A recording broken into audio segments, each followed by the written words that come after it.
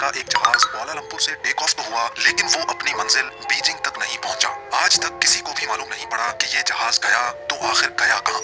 लेकिन पूरे 8 सालों के बाद फाइनली अब एक उम्मीद मिली है कि ये जहाज इस वक्त कहाँ मौजूद है। नाज़रीन, ये बात है 8 मार्च 2014 की, यानी आज से करीब 8 साल पहले मलेशियन एयरलाइन के एक जहाज फ्लाइट MH370 को मलेशियन कैपिटल कुआलालंपुर से टेक ऑफ करके चाइना के कैपिटल बीजिंग तक जाना था। इस फ्लाइट में 2 पायलट्स, 10 कैबिन क्रू और 227 पैसेंजर्स मौजूद थे, जिनमें से ज्यादातर पैसेंजर्स का ताल्लुक चाइना से था। दोनों पायलट्स इंतहाई एक्सपीरियंस थे, जिनमें से 53 साल के कैप्टन ज़ाहरी अहमद शाह को 33 साल का फ्लाइट एक्सपीरियंस था, जबकि 27 साल के को पायलट फारिक अब्दुल हमीद एक जूनियर पायलट थे, जिनको 7 साल का फ्लाइट एक्सपीरियंस था। अगर इस प्लेन की बात की जाए तो 11 साल पुराना ये बोइंग 777 जहाज था, जिसमें ना ही किसी किस्म की कोई प्रॉब्लम थी और ना ही पास्ट में ये जहाज किसी मैकेनिकल या इलेक्ट्रिकल हादसे का शिकार हुआ था। बताने का मेन मकसद सिर्फ इतना है कि ये मलेशिया और चाइना के दरमियान चलने वाली एक बिल्कुल नॉर्मल फ्लाइट थी, जो रोजाना 5 घंटे और 34 मिनटों की प्रवास करके मलेशिया से चाइना या फिर चाइना से वापस मलेशिया जाती थी। लेकिन आज का दिन इस फ्लाइट के लिए किसी भी तरह नॉर्मल नहीं था, बल्कि ये एबनॉर्मल से भी काफी बढ़कर कुछ था। बेशक फ्लाइट MH370 को सिर्फ 5 घंटे और 34 मिनटों के लिए प्रवास करनी थी, लेकिन टेक ऑफ से पहले इसमें जरूरत से ज्यादा फ्यूल डाला गया, जिससे वो 7 घंटे 41 मिनट तक फ्लाई कर सकती थी, यानी अपनी रिक्वायरमेंट से भी 2.25 घंटे ज्यादा। ऐसा करना भी एयरलाइंस की एक रूटीन प्रैक्टिस होती है, ताकि अगर प्लेन को खराब मौसम या किसी इमरजेंसी में कहीं और डाइवर्ट किया जाए तो उसके पास एक्स्ट्रा फ्यूल मौजूद हो।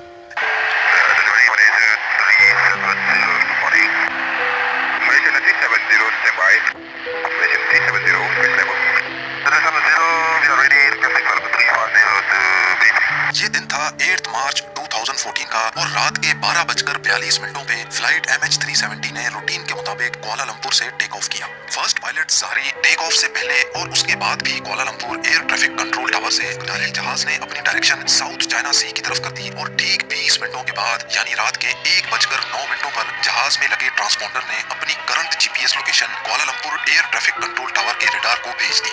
ये ट्रांसपोंडर का ऑटोमेटिक फंक्शन होता है, जो हर थोड़े टाइम के बाद अपनी करंट लोकेशन करीबी रडार्स तक पहुंचाता है। अभी तक तो सब कुछ ठीक प्लान के मुताबिक चल रहा था। इसके ठीक 10 मिनटों के बाद यानी रात के 1:19 पर जब flight MH370 Malaysian air jurisdiction से निकलकर वियतनाम की एयर जुरिस्डिक्शन में जाने लगी, तो कुआलालंपुर के कंट्रोल टावर ने आखिरी बार फर्स्ट पायलट ज़ाहरी से कांटेक्ट किया और ये अल्फाज बोले, मलेशियन 370, मलेशियन 370,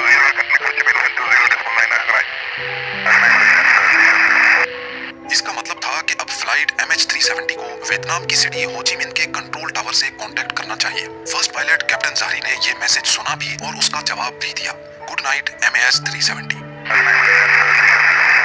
ना ही कंट्रोल टावर को पता था और शायद ना ही कैप्टन ज़ाहरी को कि उनका ये गुड नाइट वाला मैसेज MH370 से रिसीव होने वाला आखिरी वो वक्त था जब फ्लाइट को टेक ऑफ किए अब पूरे 37 मिनट्स गुजर चुके थे। अब नॉर्मली होता यूं है कि प्लेन जब तक अपनी मंजिल तक नहीं पहुंच जाता, वो अपने रास्ते में आने वाले किसी भी बड़े एयरपोर्ट के एयर ट्रैफिक कंट्रोल टावर से कांटेक्ट में रहता है, और यहाँ भी कुछ ऐसा ही होना था। लेकिन सब कुछ जो अभी तक नॉर्मली चल रहा था वो अब एबनॉर्मल होने लगा। जी हाँ, अपने आखिरी मैसेज के ठीक 3 मिनटों के बाद यानी रात के 1:21 पर फ्लाइट MH370 अचानक रडार से गायब हो गई, यानी कुआलालंपुर और होचिमिन दोनों के रडार से प्लेन पूरी तरह से गायब हो चुका था। अब ये बात कुआलालंपुर टावर के लिए तो बिल्कुल नॉर्मल थी, क्योंकि उन्होंने समझा कि MH370 अब वियतनामीज एयर स्पेस में दाखिल हो गया है, इसी वजह से उनके रडार से गायब हो गया। लेकिन जब होचिमिन कंट्रोल टावर ने फ्लाइट MH370 को अपने रडार से गायब होते देखा, तो उनको कुछ गड़बड़ से खैरियत मालूम करने के लिए वायरलेस किया, तो आगे से किसी ने भी कोई जवाब नहीं दिया। अगले 18 मिनटों तक होचिमिन टावर MH370 से कांटेक्ट करने की कोशिश करता रहा, लेकिन कैप्टन की तरफ से फिर भी कोई जवाब नहीं आया। और तभी होचिमिन टावर ने कुआलालंपुर टावर से कांटेक्ट किया और उनको सिचुएशन से अपडेट किया। अब नॉर्मली इस कंडीशन में 1 घंटे के अंदर अंदर रेस्क्यू सेंटर को इन्फॉर्म करना होता है, लेकिन कुआलालंपुर कंट्रोल टावर ने पूरे 4 घंटों के बाद एरोनॉटिकल रेस्क्यू कोऑर्डिनेशन सेंटर को इन्फॉर्म किया, और तब तक बहुत देर हो चुकी थी। सुबह के 6:15 हो चुके थे और यही वो टाइम था जब MH370 को बीजिंग में लैंड करना था। एक उम्मीद थी कि शायद जहाज अपने वक्त पर बीजिंग लैंड कर जाए, लेकिन वहां से भी कोई अच्छी खबर नहीं आई। खैर, सुबह के 6:32 पर ठीक उस जगह जहां से सर्च ऑपरेशन स्टार्ट किया गया, जिसमें 7 कंट्रीज की 34 शिप्स और 28 एयरक्राफ्ट्स ने फ्लाइट MH370 को गल्फ ऑफ थाईलैंड और साउथ चाइना सी के बॉर्डर पे ढूंढना शुरू किया, लेकिन बदकिस्मती से वहां प्लेन का नामो निशान तक ना मिला। इस वक्त तक पूरी दुनिया को इस हादसे का पता चल चुका था। टीवी, न्यूज वेबसाइट्स और सोशल मीडिया सब के सब सिर्फ यही खबर दिखा रहे थे। दौरान कई मुल्कों की इन्वेस्टिगेशन टीम्स भी सर्च ऑपरेशन का हिस्सा बन गई। प्लेन का अचानक तमाम रडार से गायब हो जाना वाकई किसी को भी हजम नहीं हो रहा था, और अगर वो इस एरिया पर समंदर में क्रैश भी होता तो इतना बड़ा जहाज है, कोई ना कोई चीज तो पानी पर तैरती हुई जरूर नजर आनी चाहिए थी। अगले पूरे 4 दिनों तक ये सर्च ऑपरेशन चलता रहा, पर कहीं से भी कोई अच्छी खबर ना मिल सकी। लेकिन फिर चौथे दिन एक खबर आई जिसने तमाम रेस्क्यू ऑपरेशन टीम को हिलाकर रख दिया। 8 मार्च को 1:21 पर फ्लाइट MH370 जब रडार से गायब हुई थी तो वो सिविलियन रडार से गायब हुई थी, लेकिन मलेशियन मिलिट्री के एक रडार पे वो अगले 1 घंटे तक शो होती रही, और उसके बाद जो कुछ हुआ वो कुछ यूं था। सिविलियन रडार से गायब होने के बाद जहाज ने चंद मिनटों के लिए राइट पे जाना शुरू किया और फिर यू टर्न करके वापस मलेशिया की तरफ टर्न किया। पूरे 31 मिनटों के बाद जहाज ने मलेशिया के शहर पिनांग को क्रॉस किया और फिर मलाका स्ट्रेट की तरफ टर्न कर गया। आखिरी बार जहां तक मिलिट्री रडार की रेंज थी, फ्लाइट MH370 को इंडियन ओशन के इस पॉइंट तक डिटेक्ट किया गया, और इस वक्त रात के 2:22 हो रहे थे। अब इसके बाद MH370 ना ही मिलिट्री रडार पे शो हुआ और ना ही किसी सिविलियन रडार पे। पूरी रेस्क्यू टीम और इस प्लेन से जुड़ा हर शख्स सिर्फ यही गुत्थी सुलझाने में लगे थे कि प्लेन गया तो आखिर गया कहां। इससे भी बढ़कर जो चीज तंग कर रही थी वो ये थी कि प्लेन ने बीजिंग की बिल्कुल ऑपोजिट डायरेक्शन में शार्प यू टर्न क्यों कर लिया।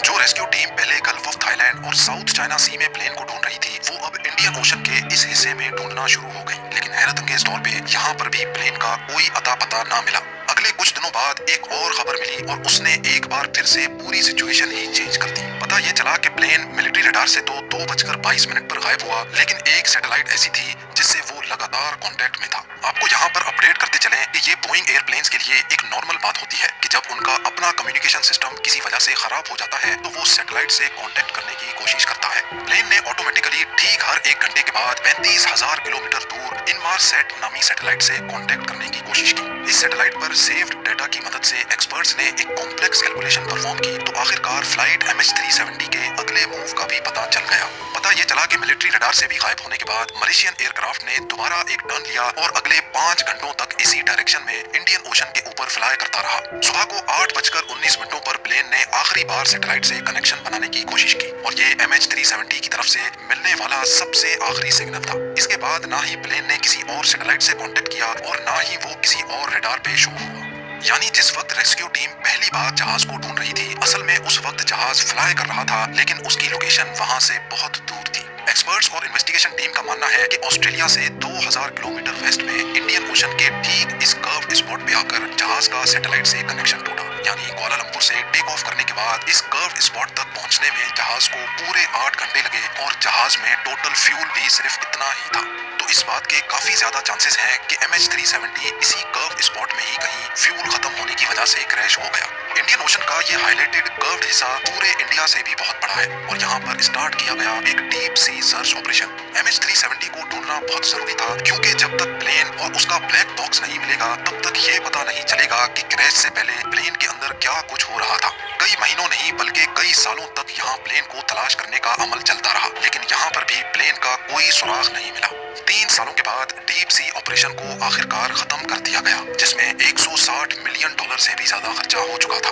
सर्च ऑपरेशन के दौरान प्लेन का तो कोई अता पता नहीं मिला, लेकिन 2015 में यानी प्लेन के गायब होने के 1 साल बाद प्लेन का राइट फ्लैपरॉन तैरता हुआ आइलैंड ऑफ रीयूनियन के साहिल पे जा पहुंचा। ये प्लेन का वो हिस्सा होता है जो लैंडिंग के वक्त काम आता है। मिलने वाले इस फ्लैपरॉन पर जब तहकीक हुई तो एक और खौफनाक हकीकत से पर्दा उठा। एक्सपर्ट्स का मानना है कि जिस वक्त MH370 पानी में क्रैश हुआ उस वक्त ये फ्लैपरॉन एक्सटेंडेड नहीं था, और अफसोसनाक तौर पे इसका मतलब ये है कि पानी पे क्रैश होते वक्त जहाज अपनी नोज के बल समंदर में जा गिरा।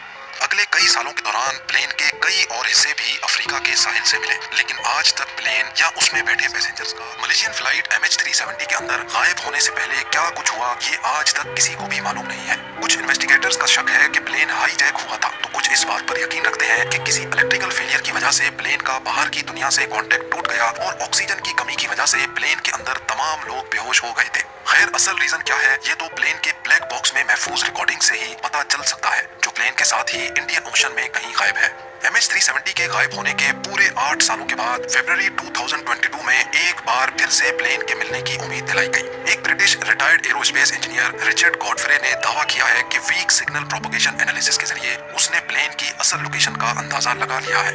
और हैरत अंगेज तौर पे रिचर्ड ने जो पिन पॉइंट लोकेशन बताई है वो भी इंडियन ओशन के इसी कर्व्ड एरिया में मौजूद है। रिचर्ड का मानना है कि उसकी बताई गई ठीक इस जगह पर ओशन के 4000 मीटर नीचे मलेशियन एयरलाइन का गुमशुदा जहाज अभी भी मौजूद है। ये उतनी ही गहराई है जितना नीचे टाइटैनिक शिप पूरे 74 इयर्स की कोशिशों के बाद 1985 में मिली थी। अब Malaysian authorities retired aerospace engineer के इस क्लेम को कितना सीरियस लेती है और इस जगह पर एक नया सर्च ऑपरेशन लॉन्च किया जाता है कि नहीं, ये तो वक्त ही बताएगा।